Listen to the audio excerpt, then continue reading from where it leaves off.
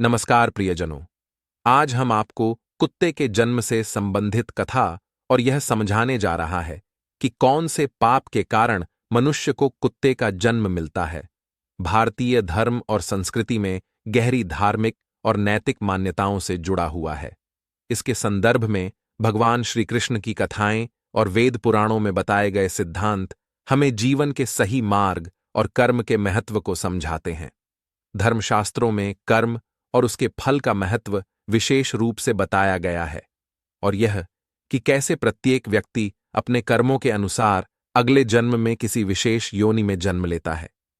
कुत्ते के जन्म का पाप धर्मशास्त्रों के अनुसार जो व्यक्ति अपने जीवन में असत्य, कपट, धोखाधड़ी, हिंसा, चोरी और अधर्म का मार्ग अपनाते हैं, वे अगले जन्म में नीच योनियों में जन्म लेते हैं। कुत्ते का जन्म विशेष रूप से उन लोगों को मिलता है जो जीवन में अत्यधिक लोभ, लालच और स्वार्थ से भरे होते हैं। इसके अलावा जो व्यक्ति अपने माता पिता, गुरु और धर्म का अनादर करता है, उसे भी कुत्ते की योनि प्राप्त होती है। पुराणों में कुत्ते का जन्म उन लोगों को भी मिलता है जो अपनी रक्षा की जिम्मेदारी छोड़ देते हैं, अपने परिवार, समाज या देश की रक्षा नहीं करते और अन्य जीवों को हानि पहुंचाते हैं। वे लोग जो भोजन या अन्य संसाधनों का दुरुपयोग करते हैं और जिन्हें परोपकार की भावना का अभाव होता है, वे कुत्ते की योनि में जन्म लेते हैं। धर्मशास्त्रों में कुत्ते की योनि को नीच योनि माना जाता है, लेकिन इसका यह भी अर्थ है कि यह एक चेतावनी है कि व्यक्ति को अपने जीवन में सुधार करने की आवश्यकता है। कुत्ता हमेशा अपने स्वामी के प्रति वफादार होता है, और यह वफादारी एक महत्वपूर्ण गुण है। यह हमें यह सिखाता है कि हमें अपने जीवन में सच्चाई और वफादारी का पालन करना चाहिए। कर्म और जन्म इस प्रकार यह स्पष्ट है कि जीवन में अच्छे कर्म और धर्म का पालन करना आवश्यक है। जो व्यक्ति अपने जीवन में पाप और अधर्म का मार्ग अपनाते हैं, उन्हें अगले जन्म में नीच योनियों में जन्म लेना पड़ता है, जिनमें से एक कुत्ते की योनि भी है। भगवान श्री कृष्ण की शिक्षाएं हमें यह सिखाती हैं कि हर व्यक्ति को अपने कर्मों के प्रति सचेत रहना चाहिए और जीवन में सत्य, धर्म और न्याय का पालन करना चाहिए। ईश्वर की कृपा और भक्ति से व्यक्ति अपने पापों का पश्चाताप कर सकता है और अगले जन्म में बेहतर जीवन प्राप्त कर सकता है। श्री कृष्ण का यह संदेश हमारे जीवन के लिए अत्यंत महत्वपूर्ण है और हमें इसे अपने जीवन में अपनाना चाहिए।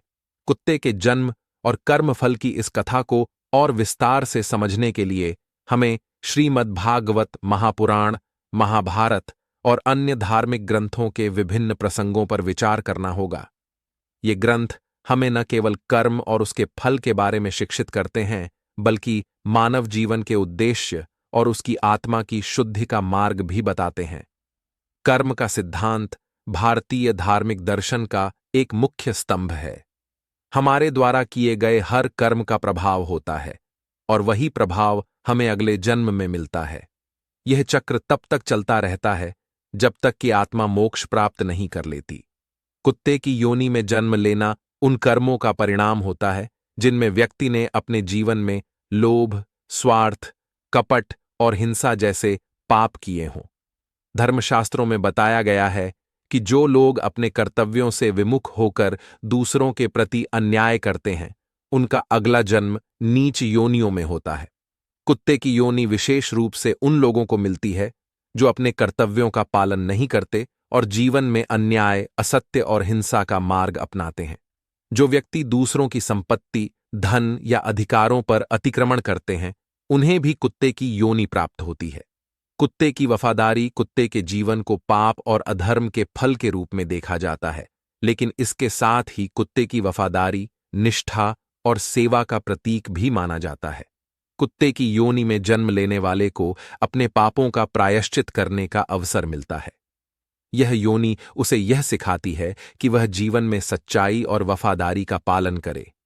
पौराणिक कथाओं में कई ऐसे दृष्टांत मिलते हैं जहां कुत्ते ने अपने स्वामी के प्रति अद्वितीय वफादारी और निष्ठा दिखाई है।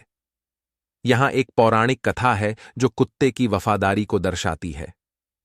राजा हरिश्चंद्र, जो सत्य और धर्म के प्रतीक माने जाते हैं, ने अपने जीवन में सत्य के मार्ग पर अनेक कठिनाइयों का सामना किया। एक बार उन्हें अपने राज्य और परिवार का परित्याग करना पड़ा, लेकिन उनके साथ एक कुत्ता उनके हर कदम पर साथ रहा। वह कुत्ता हमेशा उनके साथ रहा, चाहे राजा हरिश्चंद्र की स्थिति कैसी भी हो। इस कथा से यह सीखने को मिलता है कि कुत्ता वफादारी और निष्ठा का प्रतीक है, और यही गुण हमें अपने जीवन में अपनाने चाहिए।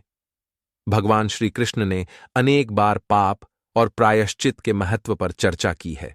वे कहते हैं कि हर व्यक्ति के पास यह अवसर होता है कि वह अपने पापों का प्रायश्चित करे और ईश्वर की भक्ति से मोक्ष प्राप्त करे।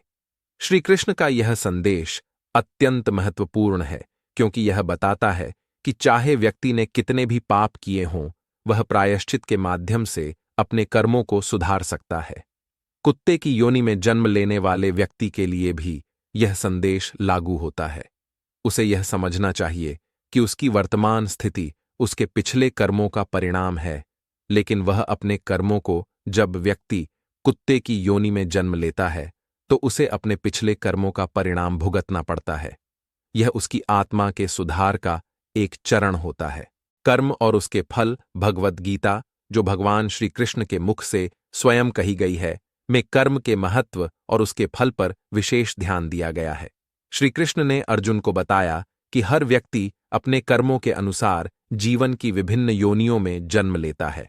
अच्छा कर्म करने वाले मनुष्य अच्छे और सुखी जीवन के भागीदार होते हैं, जबकि बुरे कर्म करने वालों को दुख और कष्ट भोगने पड़ते हैं। श्री कृष्ण कहते हैं, कर्मण्येवाधिकारस्ते मां फलेषु कदाचन मां कर्म फल हेतुर्भूर्मा ते संगोस्त्व कर्मणि। अर्थात व्यक्ति को अपने कर्तव्यों का पालन करना चाहिए और उसे फल की चिंता नहीं करनी चाहिए।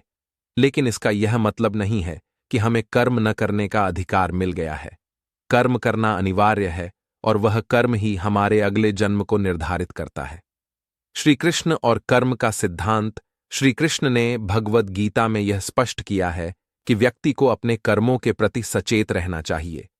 जो लोग अधर्म और पाप का मार्ग अपनाते हैं, वे अपनी आत्मा को नीच योनियों में ले जाते हैं।